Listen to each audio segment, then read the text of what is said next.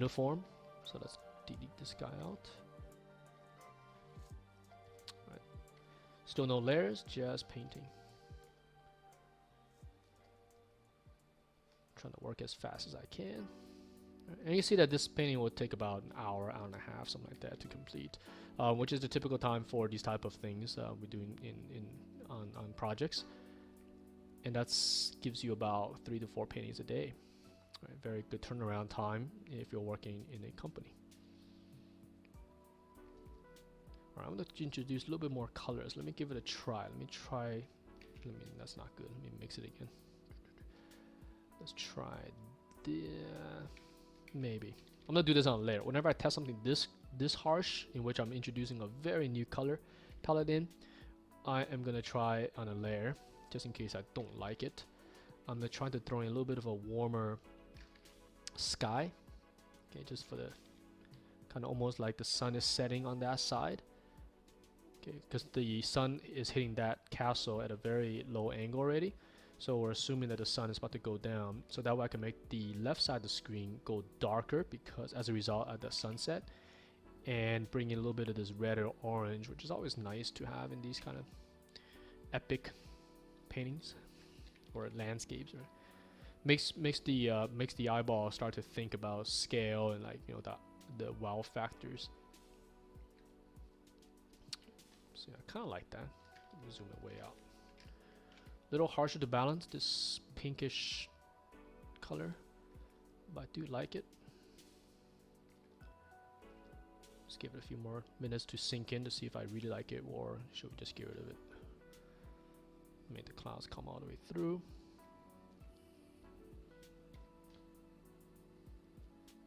Not hating it right now. Navigator looks alright. Some darker clouds on top of that. And then I'm gonna let that blue come through. So we still see some of the blue of the sky. And then I'm gonna darken up this side, now the right side of my screen. Oops, that's a Photoshop bug right there. Or Wacom driver bug.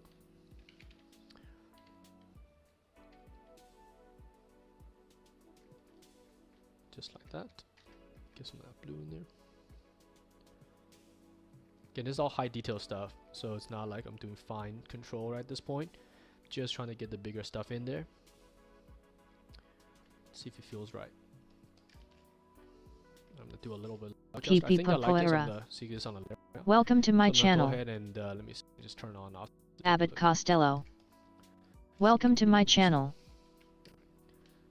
It's not bad. I'm gonna keep it, so I'm gonna basically collapse the layer. And I'm gonna do a little bit level adjuster on this guy. Push that out. Let's get some volumetric in here, which I'll do on a layer as well, so I can erase out the parts I don't want. Push that castle back. Separate this building from the background. So push this guy into the medium range.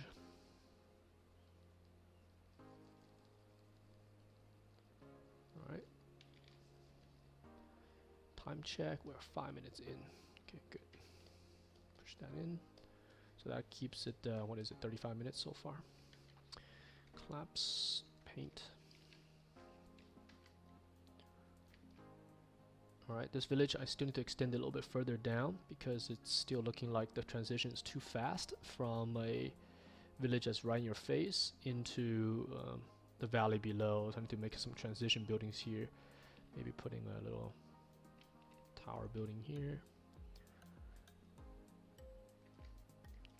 to show the separation in scale. So we get a little bit of a shortening happening from our main house down to this one down here. We can also do some roads that leads into that, which I'll do in a second here. I'm gonna introduce a little bit of green. Like I said earlier, there might be some grass growing here. From this kind of brownish grass to a little bit more greenish color down as we get to here. Then let's push this guy out to the distance.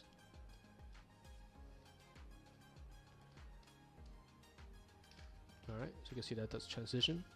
It's too much of this right now. You can see here it's making too much of a curve. So I'm gonna destroy that slightly because that's almost too smooth, too perfectly set up. So I'm gonna throw in something to break that curve off.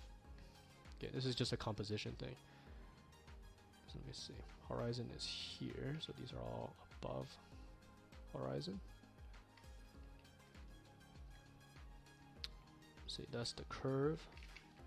That's the curve. Maybe this is the one that needs to be broken. Let's cut this one off. These guys transitioning into horizon.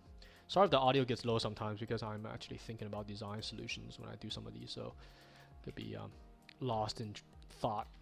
Okay, I'm gonna bring up this mountain here. I'm gonna warm up the mountains in the distance a little bit, just at the base. Give it some more of a earth texture or color band as he transitions into a higher altitude and gets cold again. There's all nice color variants to have. Again, haven't seen this done too many times in games yet, just due to like technology, right? If this is a mountain, most cases it'll just be a mountain, and then I don't think I've seen major textural changes on the ground when you transition like this. Like you're getting like complete different kind of textures as you band across altitudes. So at least not a dramatic effect in which you will get in the real world. But this is what next gen's going to, so I'm trying to do these as if it's for next generation games. We can start playing with this kind of technology. So I'm sure some gamers out there are saying, oh, this game could do that and this game could do that. I'm sure they can, but what I'm talking about is this major scale stuff. So, but it's gonna be a toss-off because you can't walk distance like this in a game unless you're running at some speed of a car. It'll take you forever to go from one area to another, and that'll be pretty boring. So it's gonna be a trade-off of like how big can you actually get before the game gets boring for your scale. All right, here's some snow mountains in the back. What's good? Cut here. I'm also gonna warm this mountains just a tad bit here. Just a little bit of a warm. Putting about 20% opacitor, so painting that in. So bring that warmth from the valley up into it. Zoom out, take a look. That's right. Put a little bit on this side as well.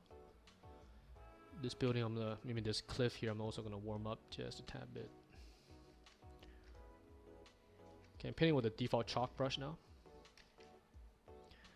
There's some clouds in there, some just kind of mountainous low clouds, and that gives me a nice way to play up these towers because they serve as a backplate to Welcome to my channel. Designs. So these towers are really far away.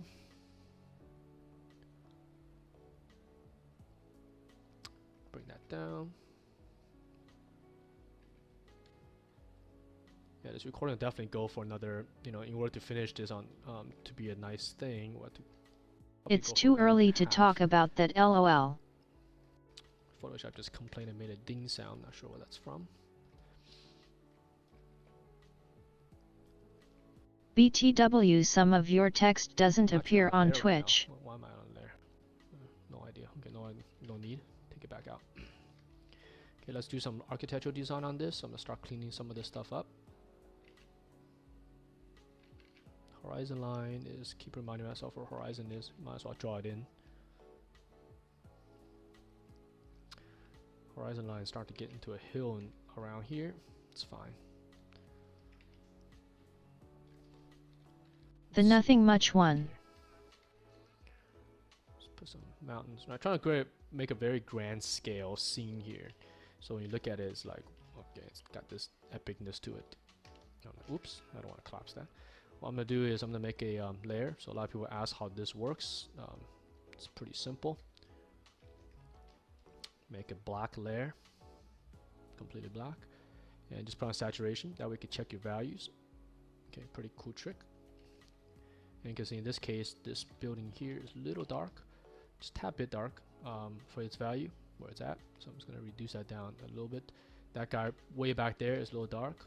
Push that guy back. and the rest of this looks alright, right? Because your image, if you shot it correctly with the correct lighting in black and white, it should work as well as in color. In fact, it's more important for it to work in black and white values than it is in color, because you can always fix it. Color is not hard to do once your values are Can you set. see it now? So it's very, very vital to control your values, which is what I'm doing right now. Alright, that's good. So leave that layer there as you paint.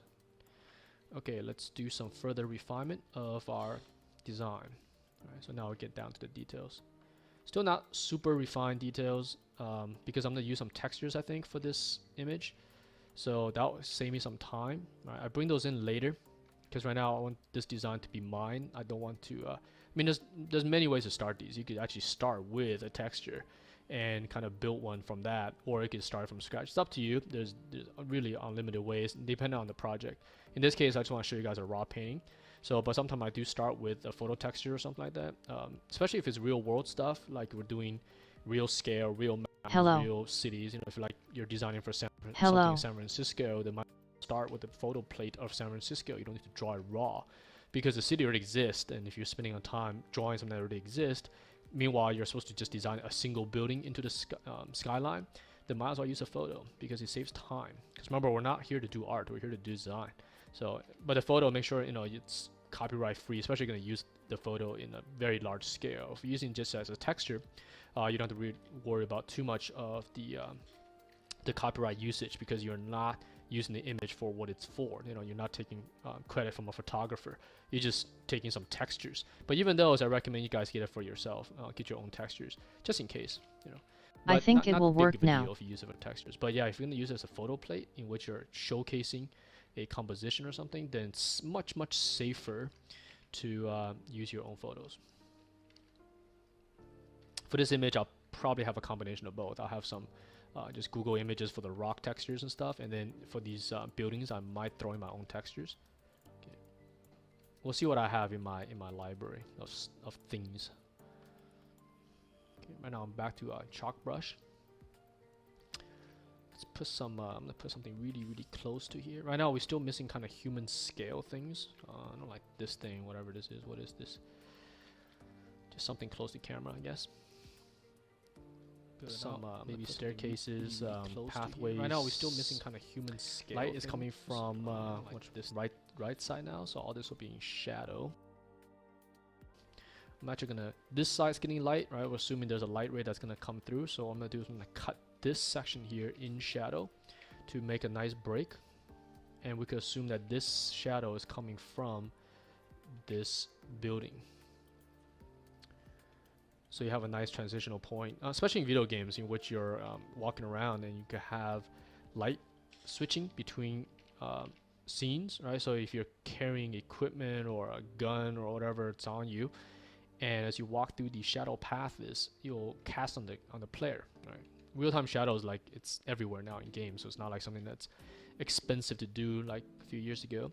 So now we could play around with it by creating these spatial awareness situations. You can have shadow self-cast on the player, which will create a very nice effect, a nice feeling, right? Puts you into the world.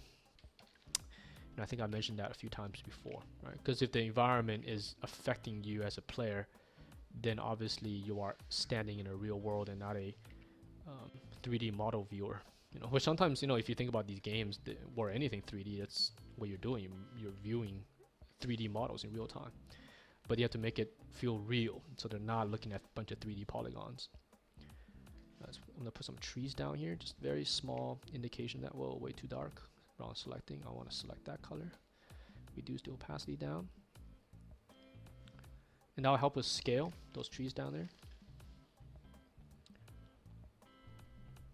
Select that blue. Bunch of trees. Supposed to be a village down there, like a different type of village. Maybe more farming community, that type of thing. Whereas up here, maybe it's more mining or something, since there's no farm up here. So let's put some village designs down there, some Italian countryside, perhaps, the Tuscany style architecture, maybe. Get that winery feel. Oh, light's coming from this side. keep switching light. It's always a confusing thing when I do that for myself when I'm painting. But it's okay. You have balanced lights. It's everywhere. Once it hits the landscape, it'll go up and down, splatter around. So you can have some light bleeds here and there. You don't have to do like exactly, okay, here's light and here's that, because light will do all sorts of cool things in real life that bounces around. It's not static. Yet it's worked now. I was using Restream chat wishing that it will have text to speech. Those reflector shields that photographers use when they take photos, they have this big reflector shield. Well, clouds do the exact same thing. They act like these giant reflector shields. So if you want to splatter light somewhere, you can always say the cloud's making that, right? So it's all about the end of the day making a cool image. And next time you fly an airplane, you have a good lighting situation. You can take a look at the clouds. They actually do exactly that. They'll take the sun and bounce it into the landscape, and vice versa. If you're flying over, say, a very bright green field or something like that, and the cloud could be a few thousand feet above it, but you can still see the landscape, its colors bouncing into the bottom of the cloud, because everything works on a giant scale. Giant mountain would then bounce giant light into giant clouds, so it doesn't happen just on a micro scale. It happens on a very large objects, and it's quite cool to see that stuff in real life. All right. Let's get this down. Ooh, haven't saved this file in a while. Let's go down. I'm painting on a layer again. Why did I do that? Keep doing it. Now, it doesn't matter, or whatever. Oh, because I think I was adding volumetric fog. Whenever I do the fog, I do put on a layer, so that way I can erase out the parts I don't want. Okay, keep painting, keep painting. As painting, you can see there's nothing magical. It just happens. You started with a blank canvas and right now 18 minutes in, so it's about 48 minutes, about 50 minutes in, we're getting to a point in which this is now becoming almost presentable. Not yet there, but almost. And presentable in an art department sense. So at this point, say you got into work at 10 o'clock, by 11 o'clock, which is only 1 hour in, you're in your coffee, you could start to show this to art directors or your clients to see like, okay, here's what I'm doing for the day. I'm gonna do 3 of these guys. Here's one of them, right? Come back at noon or 1 o'clock. I'll have another one, and if you like those, I'm good for the day. I have 3 rough paintings. Then I can start them probably in the afternoon, 2 o'clock, 3 o'clock, and from afternoon to 6, 7 before you go home, you can finish one of these guys to a very high level if you want. And meanwhile, you have 2 more to go for the next day, so you have your week already planned out. You know what you're doing. Your art directors know what you're doing, or your clients know what you're doing. Very good way to work. So speed is a factor in this business for sure. You hear me mention that a lot. You cannot be slow. When you're learning, again, doesn't matter because you're going for quality there. You're going for the learning experience itself. You have to do things the right way, right? So you will be slower, but in the professional side of things, you have to be quite fast in this business, or you simply won't survive against pros. Now, imagine like you're working with someone and that could produce at the speed that professionals are, 2, 3 paintings a day, and you could barely draw something in a day, a rough drawing. That's when you start to get pretty nervous because the guy next to you could outdo you by far in terms of output. So some studio doesn't stress that as much. I only stress that because I freelance, and freelance is you're getting paid per time. So obviously, the faster you are, the more beneficial it is for both sides, not just you. All right. Paint some clouds. I have some custom brush I could use for this section here, but I want to just use regular brush for now to show you guys that you don't need to depend on any tools or anything special, so you guys don't have to ask for like what brush you're using or something, because keep in mind that stuff does not make a painting. You can have all the brushes in the world. If you don't know how to paint and draw and design, it doesn't do anything. It's just a brush, you know what I'm saying? It doesn't help you at all. So I'm trying to rely on just default things, no layers, nothing, no Photoshop filters, none of that, to show you guys how far I could get with it. Of course, the other stuff are extremely useful, but they're not going to help you get to this point. I'm going to tweak my colors in a bit here. Just need something up close here. Hopefully this series is good. We'll see how the response goes, because by not fast forwarding these kind of things and doing it in real time, you guys are getting a little bit less design or less paintings or whatever it is in the time that it takes. But if you guys think this is useful, then I will do a few more of these with different subject matters. Like I said, I love to do this with characters and vehicles as well. There's my road. Flip it.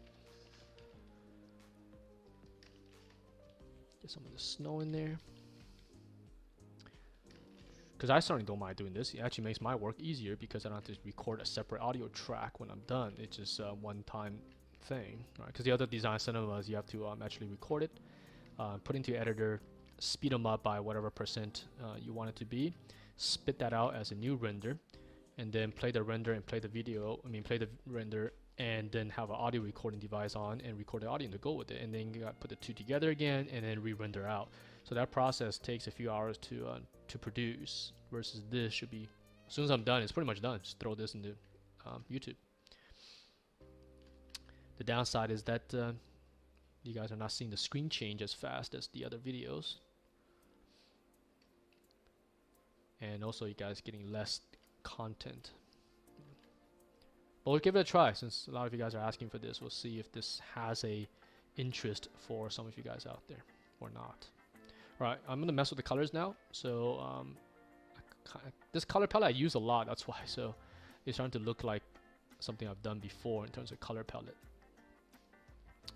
But it's what happens when you're doing something for demo purposes. Usually you go to your comfortable zone because you don't want to screw it up either, because these are being recorded live. It would be kind of bad if I, get halfway through and don't like it and then gotta start the whole thing again, because time is very precious for me when I do these. Alright, let's see. That's good. Whoops, wrong hotkey. That's my blur hotkey. Okay, whoops. Alright, that's good. I want to flip it. My F4, F5 does these flipping things. Let me cool the shadows off just a tiny bit. Color balance too is great for this kind of stuff. Another thing you could do is throw an overall color on it, like say let's see, let's try this blue. No, it's too blue, too dark. Let me increase the saturation a bit, put into maybe this, put this on overlay like 12%. Just throw a little bit of a cool palette in there. All right, you can also mess around with, say, these kind of settings like pin light, subtract, exclusion. They all give you a certain look. That's for you to decide if it makes your image look good or not. Right. So you can see here, I'm increases. You can see the major difference is causing the image. This is overlay, but it's very harsh if you keep it too high. You can see here, but sometimes it gives you good results. You never know. You see, so you get this nice yellow palette or something like that, which is typical in games today. So I'm trying to avoid it.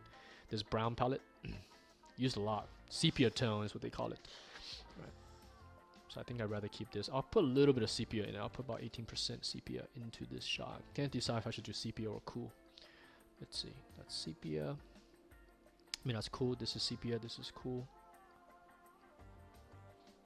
I think I'm gonna keep it cool. I prefer this. The sepia tone is just really overdone right now in the gaming industry. Alright, so let me cool off. Let me push this stuff even back further. I'm almost ready for some texture work on this scut. Whoa, I didn't do this on layers. That I need to undo because I need to erase out. So new layer. And otherwise painting this out is actually more hassling. So in the case like this, layers is very, very beneficial because it saves you time. Otherwise, to paint that house back into the layer and get rid of it, it's just, you could do it. It just takes more time. All right, it's kind of cool. I'm gonna do a little bit of dodge, a tiny bit. Okay, this tool, which I mentioned many, many times in the past, very, very dangerous when not used correctly, because you'll burn your colors into a hue or saturation that is not normal. Okay, so because this tool tries to take your saturation and bring it to 100% and bring your values up to 100%. So when you don't control this tool, it gets ridiculously hot, the colors, saturation, and value. So I use it about at 10% at a time to avoid that. So you can see here, it's getting very, very hot. Okay, you can see on and off, very hot. So I don't like that, so I'm gonna delete the hot stuff out. Okay. Kind of like white exposure on a lens. You're getting just way too much blown out white, which is pretty ugly.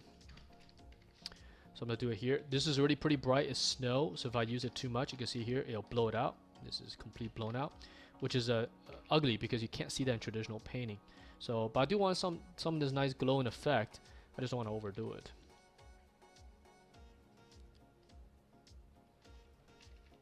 Alright, so you can see you can put a little bit of here, a little bounce light from this nice blue onto the house, and that's it. That's all I'm going to use that for. I might use a little bit in the sky here. My sky needs a little bit better painting. It's a little rough. Alright, that's good, I think. I'm going to reduce this actually, in fact, down a little bit further. I just don't want that to be too much of a read. Okay, let's work on our clouds for a little bit since we have a few more minutes here. Right, we're coming up about another 30 minutes here for this section. So I think total hour and a half should do it. It's probably the longest design cinema to date. And still not done, so, but close enough to presentation. And I'll definitely spend some time when I'm done with this video, just another maybe half an hour or something like that, to just clean up some of the finer detail stuff. But we still got half an hour, so a total hour and a half is really, really fast. It's plenty of time to bring this to a okay level.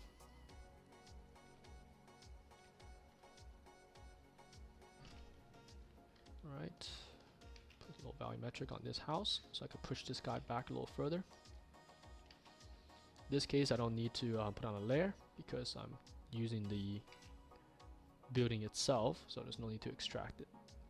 I'm doing that to push out some of these designs. Roofs, this is all above horizon.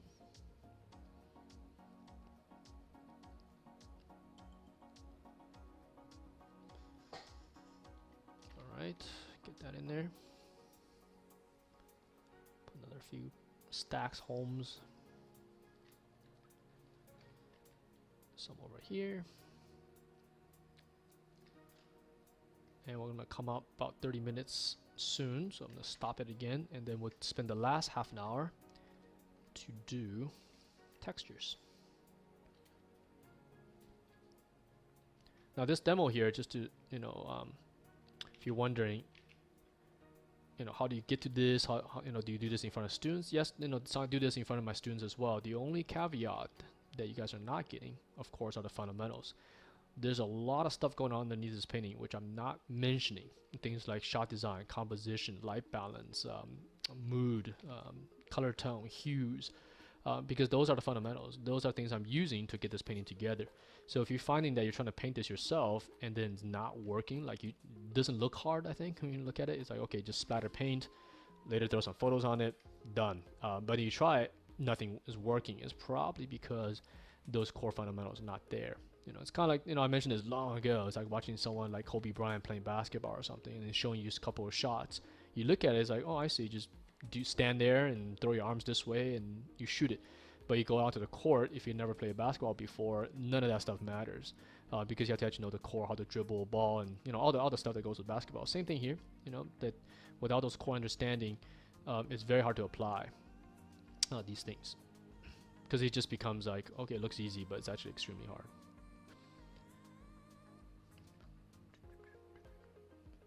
Alright, let's put that in.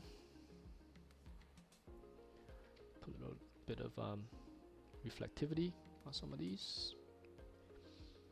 It's a property of materials. Right, again, that's also fundamentals, material understanding. Like at what point does the material reflect? At what point do they absorb light? These are all things that needs to be learned. Because it's not just about a single light source. Light will take on different properties depending on what it hits. So a metallic surface, and it also depends on angle and material. Right? You got your matte materials, your semi-gloss, and 100% gloss, and there's a science reason behind that. And they also pick up light according to their material, and at certain angles, depending on which angle it comes in. Right? Very similar to, like, you know, if you look at a car window. At certain angles you can see through it, certain angles you cannot see through it, right? You can see the driver sometimes, and sometimes it will reflect the environment. Why does it do that? You know, when does it do that? And at what view does it do that? Those are all fundamentals, and those things has to be carried into a painting. That's how you pull off the believability of these things, right? Because that's what your eye or camera will see.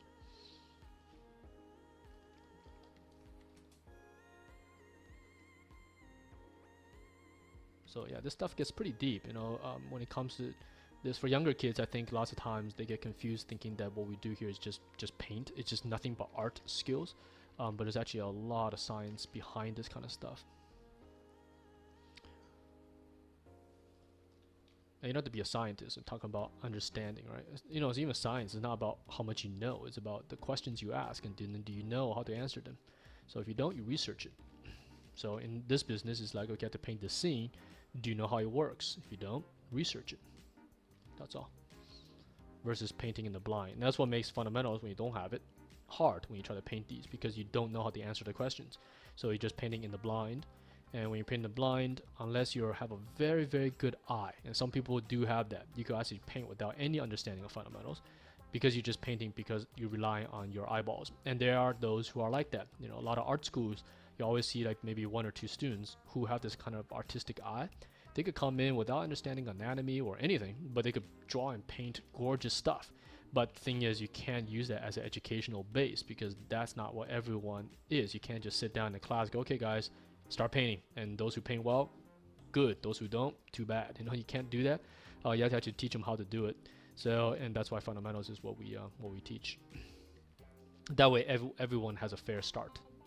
So, the disadvantage is, if you look back at the visual library episode, that's where the advantages of certain people come in. If they have a strong visual library, they have an easier time designing. But in terms of understanding of fundamentals, that's a complete fair ground for everybody if you understand it. There's no excuse for not being able to do something once you understand fundamentals. The only thing that separates a good student and a bad student after a year or so is their design abilities. It should not be quality of painting or drawing. I mean, clients don't. I mean, clients will never give you an art critique. So they give you design critiques. So because they assume you're already good. If you're already working, they're not going to assume that you cannot draw and cannot paint. That comes with the territory. So it's kind of like any business. If you hire an NBA player, you assume they can play basketball. Same kind of stuff, right? You don't have to teach them basketball. They're not.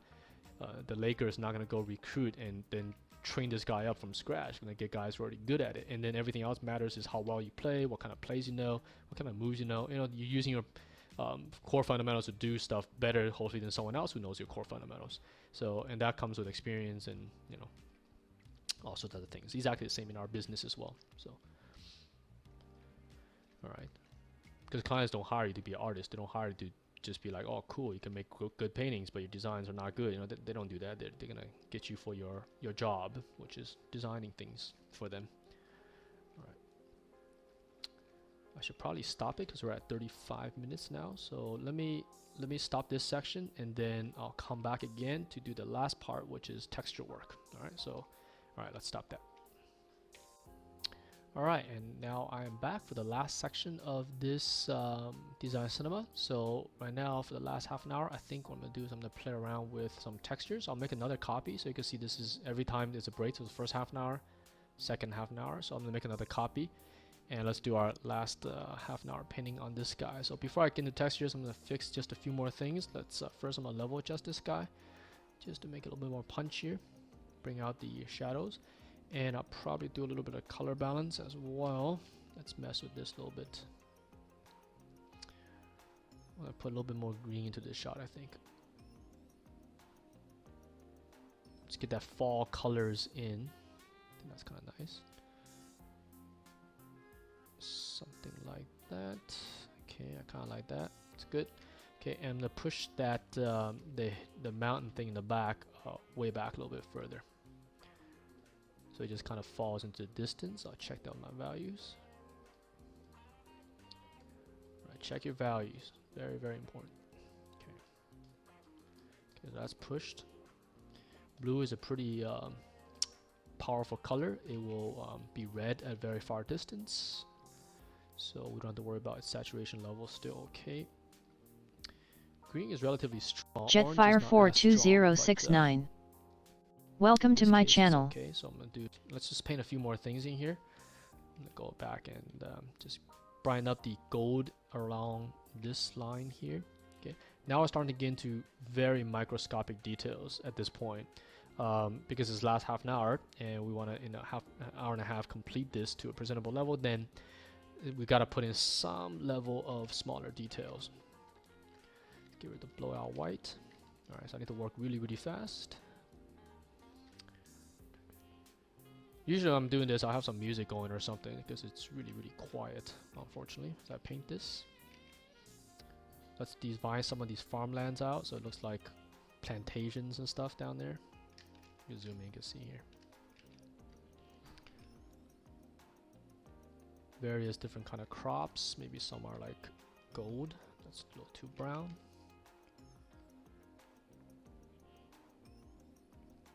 Some over here. Let's give this buildings a little bit more architecture, even though it's just indicated lights coming from which side. I keep forgetting. Okay, now it's coming from the right. So let's get some towers up there. Get some rooftops. It's too dark. And I think up here there needs to have some snow, I think, because this is already kind of at the same altitude as, or higher than where we are, and we already have snow. So to get up there, you gotta have some snow too. So let's add some snow into this mountain. Little of a funky structure of a mountain. Yorick_LOL. Welcome to my channel. This before I add textures, because I want to make sure that I'm controlling this by hand before I rely on photos. Okay. Just add some snow into these guys too, I think. So this is definitely a very cold temperature environment, cool temperature environment. Okay. Yoa Fallon. Here. Welcome to my channel. Still pretty rough back there, but you know, for a painting like this, probably okay. Because paintings like this, it's only an hour and a half, so you know, in a day you got at least 3 of these done. You know, even if you're fast, you could probably push even 4 of these guys, you know, in a day. And they're meant to be presentation, you know, just idea painting. So if one of them gets rejected, who cares? You only spend an hour and a half on it. It's very little time. So, and the purpose is to get a good number out, 3 to 4, and then you could then refine it either in the afternoon or you do the next day. Galvin1C_. So this is just welcome to my channel. That's what we call it in the business. To get your clients and everybody on board of this painting before you commit, you know, a day on it or something. Saves everybody time, so you don't need to worry about the tiny details. It's all about the overall feeling, the overall composition, the flow of this place. If that's good, then your job is almost done, really. Because the rest of it is detail, and detail is the easy part. That's the fun part. That's the part where your brain could just shut down. You don't have to think too much at that point, and just paint. I'm doing some form transitions here. This is a rectangular shape. It's just a box. Remember fundamentals. So if it's a box, it must turn, meaning that the form has a angle on it.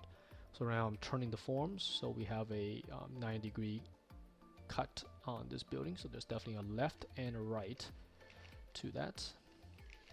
This will start picking up some of the background. This is wood, somewhat reflective.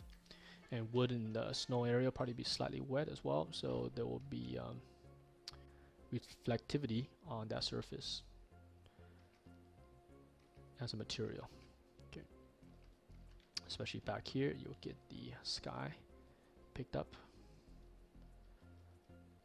All material stuff here, and it helps to indicate that this is actually made out of wood. A little bit of here. Let's get these rooftops cleaned a little bit. Let's do some pathways here. There's still no human scale, so I have to paint some humans in this probably in a bit. It's hard to read how big these are. So like that window is probably way too big. Let's shrink this windows down. Let's deal with this side as well. Let's get some cools in the shadows.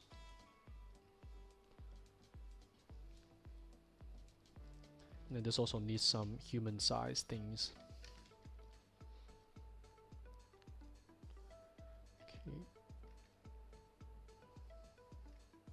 Let's get some of that blue in here. Reflectivity at this point. This is below horizon at this point, so we could paint the top of objects. Right, it's these little details that really does it too at the end of it, because your bigger picture is done. So this kind of little things makes your painting look tighter than it actually is, because you just clean it up certain areas. You're not doing a global cleanup. And those little tiny areas tricks your eye to think that this painting is actually more completed than it actually is. Alright, let's do the village down here. I still need some transitional periods. I'm going to bring a couple more for shortened objects. So in this case, maybe a fence or something like that. And we're going to foreshorten this object down into the distance to create depth. So this is our eyeball foreshortening. You can actually plot this in a perspective grid. Relatively easy to do. But I think I can eyeball this okay as well. I'm tempted to put some trees in this shot, just to liven it up. Let's see. Let's transition these buildings as well, give it a backing. Because I have those tree brushes I like to use, and they're pretty easy to use to get some trees down in a very fast amount of time. Alright, transition those buildings so they turn. Let's transition these things in the back, this castle thing in the back. Let's get in there and paint this. Just to make that top area a little bit more defined, and that totally helps you finish the painting. Little column supports. Yorick_LOL. Okay. Thanks for following. shot as well, which is hard to paint. Nighttime shots are a little easier because you see less. So these kind of blue sky, open day stuff tend to take a little bit longer. So we'll see. We'll see what the response is like. If this is something that you guys like to see, then I could do a few more in real time. But you can see how long these are, so I have no idea how many people could actually follow these for an hour and a half. But that's how long our lectures in our school goes. You guys are getting a sneak preview of what I do for our students. So our students here, they will get a little bit more on the fundamental instructions, a lot more actually. So as I talk about this kind of stuff, and also they won't be doing these kind of paintings until way into term 3, which is almost a year after they're here. Because it's too early. They don't get to do this so-called fun stuff until halfway through school. No point in doing this if you don't know your course. Because then you're only teaching the 3-4 guys who could actually draw well, you know, that they could do these things right off the bat probably. Then the rest of the class would just have a very, very hard time. And that's not fair to the student, right? We have to make it fair, so there's no okay, you're behind, why? Do you know what I'm saying? Fundamentals is easy, it's not easy, but it's doable for everybody. So at that point, you cannot question the education. It's like, look, we taught it to you. Are you using it or not? If you're not using it, then that's why your work's not so good. If you're using it, then you should at least have a certain level of presentation in your work. So versus teaching by eyeball. You know, that part I don't do in our school, and I don't like it personally when schools are teaching that way, in which the instructor comes in and just go draw this, that's your homework, you know, or copy this, and then whoever draws well wins. You know, that's not the point of that. It's about the understanding of it. Because in that case, the students could say, hey, and you're not teaching me anything. You just rely on those who draw well. Those guys get an A, and those who don't know how to draw well, don't even know how to draw well, are not doing well in the school. So if you rely on fundamentals, everyone should be able to do the same type of quality of work. Design becomes an issue, right? And that's exactly what keeps people apart, which I mentioned earlier. Design is the part that becomes the part you critique, not how well you can set up a shot or how well can you draw it. That should be free. That should come with the territory, right? If a student's not doing it, then you start questioning their work ethics. It's like, okay, how come your stuff doesn't look good? Why is the anatomy wrong? Why is the perspective wrong? That has to do with fundamentals, and that stuff should not happen if you're in school for a while. Hopefully that makes sense. Okay, let me paint a few more. I still got 20 minutes to go on this shot. No idea how big this will be when I render it out into a YouTube video. It's gonna be an hour and a half long episode. Okay, paint that in. And this is the day after Christmas, by the way. I came to the office. These are the best time to do work as well when you're on break. You know, you don't want to spend all day just doing nothing, sitting around. It's good to do that for a few days, but then these are perfect time to catch up on your personal work,